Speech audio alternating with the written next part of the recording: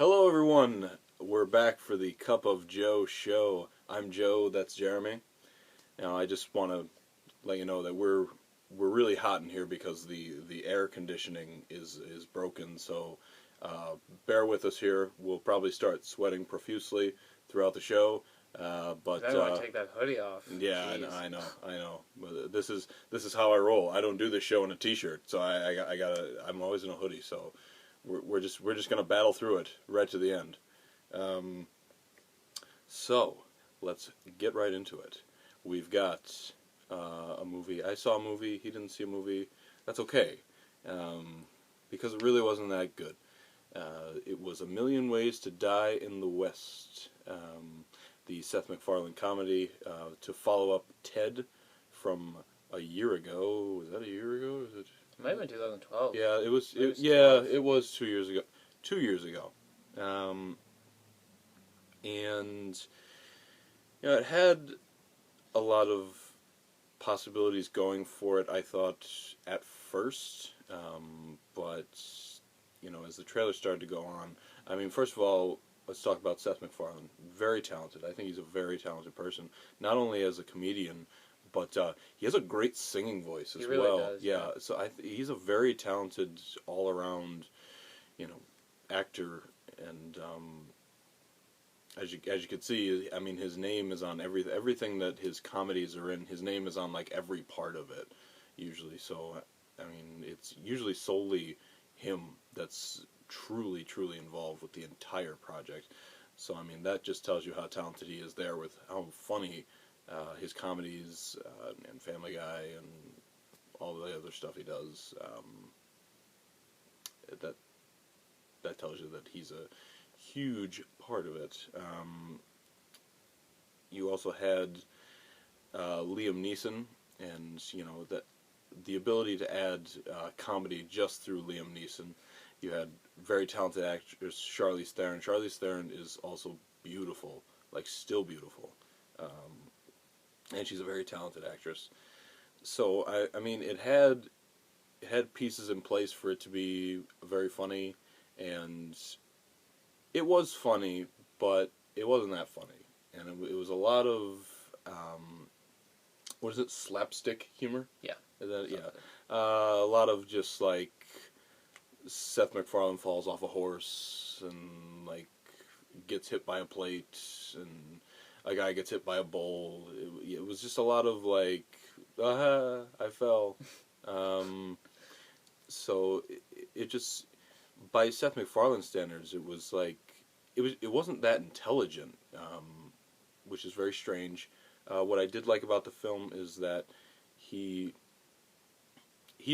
Seth MacFarlane isn't racist, but he makes fun of like all the races, and I really like that he does that. No one is spared. Even himself, whatever he is. I mean, I'm sure he makes fun of it. I don't know what like religion he is or religious background or anything, but he makes fun of everything, which I really like. There's such a racist part, but he makes his way around to everybody, so it works. Yeah, but it's funny, but by Seth MacFarlane standards, it's not that funny. I thought that Liam Neeson was misused. What the Lego Movie did, they made him an evil character, but like they made him a funny evil character, and that's exactly what A Million Ways to Die in the West. That's what I thought they were gonna do, but they just made him evil, and like they didn't give him like anything to be, a funny person, much like the Lego Movie did. So, but the Lego Movie was fantastic. So, I mean, comparing it to that is ridiculous. And Seth MacFarlane, I think, kind of underused himself, his abilities, and I'm kind of upset by that because I think he's very talented, and I think that this was actually his time to actually come out and be an actor in one of his films, and it just didn't hit the mark, unfortunately. So I hope he tries again because he's very talented, and he could definitely do it himself. He doesn't have to voice a character, but unfortunately, he failed this time. So, and you'll be able to tell at the box office as well, which is our next segment. Got to stay hydrated because it's so hot in here. Indeed. I forgot my water today. Oh God. Hope that doesn't come back to bite me. Yep. Hope that doesn't hurt you late in the game. I know. Mm-hmm. Okay, time for the box office. Number 5 went to Blended. That was down 43% to 8.1 million, and a total of just 29.4. That's it's not good. which is good for people who want to see Adam Sandler go away, which I think at this point is a lot of people. Number 4, that was Godzilla. Godzilla continues to fall really hard. It was down 61% to 12 million. It has a total of about 175. And the way things are looking, Godzilla is probably going to be the first movie to open to more than 90 million and not make it to 200. And that's kind of impressive, actually. Like, impressive in a bad way. But yeah, it's yeah, that's something else. Okay, in third place was A Million Ways to Die in the West, and that pulled in 16.8 million, which is less than a third of what Ted did. So clearly that's not very good. I mean, I guess like the lukewarm reviews and just everything just didn't pan out for that movie. I thought it would make. I mean, I knew it was going to make Ted numbers, but I thought maybe like mid-20s to 30-ish, but not 17. That's not good. No. Okay, our number 2 movie was X-Men: Days of Future Past. That fell 64% to 32.5, giving it a total of 162 million. Since it was so good, and it seems like the word of mouth is pretty strong, I was hoping that would hold better, but at least it held like 2 percentage points better than Godzilla did in its second weekend. And Days of Future Past was also holiday inflated, so I guess I kind of have to give it a little bit of the benefit of the doubt. Even still, it's running pretty decently far ahead of the pace of Godzilla, and it should, finish around 220-ish. Probably not going to beat X3: The Last Stand for biggest of the trilogy, or the series, because there are 7 of them now. The septology. But it'll get close. And worldwide, it's already the highest grossing of the entire series. So it's doing very well overseas. So that's good. Good. Things that are not good are Maleficent, which opened to a huge 69 million, which I just don't understand. Nope. I just don't. I can't imagine like looking at those commercials and trailers and posters and being like, "Let's see that." I just don't. It doesn't make sense to me. But I mean, again, people are like what you like and everything. I just think it looks stupid. That's me. But I mean, that's a really, really good opening, and that's basically purely on Angelina Jolie star power. So, it's a good result, and because I can't talk, Maleficent leans. That happens at least once an episode. It's true. Maleficent kind of it's a Disney movie, so it steers more toward like children, families, and stuff. It should hold up decently well. 200 million is possible, but unlikely. We'll have to see how things go in the coming weeks. I wouldn't even take my children to see that film. No, I wouldn't either. Like she looks terrifying. Yeah. Like I would not take my kids there when I am actually terrified of Angelina Jolie. And I've read some stuff online that like the movie's really confusing because it's kind of geared toward kids, but like Maleficent is the main character, but she's a bad person. Yeah. Like, so kids are like, wait, is she supposed to be good or bad? Kids can't understand like the concept of like a villain protagonist. Like they don't like if the main character to them has to be like a good person, so it's it's confusing to children. Yeah. So I don't get it, and I'm waiting for one of these movies to come out and crash and burn, so they would stop making them. Unfortunately, it just doesn't seem likely, like it's going to happen anytime soon. I'm trying to. You feeling okay, buddy? Yeah, I'm doing all right. All right. Yeah. Got it. Sorry, I'll take a drink. Ah, jeez. It's a good thing I have that water. Yeah, I'll say. Yeah. So, yeah, Godzilla is shocking. Yeah. But let's look at this May versus last May. Okay. All right. Obviously, last May had just had better box office success as a whole, right? Oh, like, for sure. like hands down. Way better. Yeah. But let me ask you this: do you think that this May was better or last May was better, as far as movies go? Well, what did we have last May? We had Iron Man 3. Iron Man 3. Fast and Furious 6. Star Trek Into Darkness. Darkness. I'm trying to think of what else. Hmm. I think there was something else. Well, obviously there was something else. Yeah, definitely. But, well, I think we hit on the main ones. Yeah, I agree. So when you take that versus Spider-Man, let's just get rid of Neighbors and we'll go straight to Godzilla and X-Men Days of Future Past. Yeah. Well, Spider-Man was better than Iron Man 3. Correct. That's for sure. Iron Man 3 sucked. Correct. Um, Star Trek Into Darkness was better than Godzilla. That's a definite. They opened in the same weekend. Yeah. We're matching up weekends here. And Days of Future Past was better than Fast and Furious 6. Though Fast and Furious 6 was the definition of entertaining. Absolutely. Yeah, that's a tough one. Yeah, that's pretty good. Yeah, I don't know if I could really decide. I think that, the best was Star Trek Into Darkness last May. Yeah. But put it up against X-Men Days of Future Past. That's like I think that's a wash. Yeah, me, you know? That's I think close. that's tough. All right, you know what? Forget this question. You guys could think about it.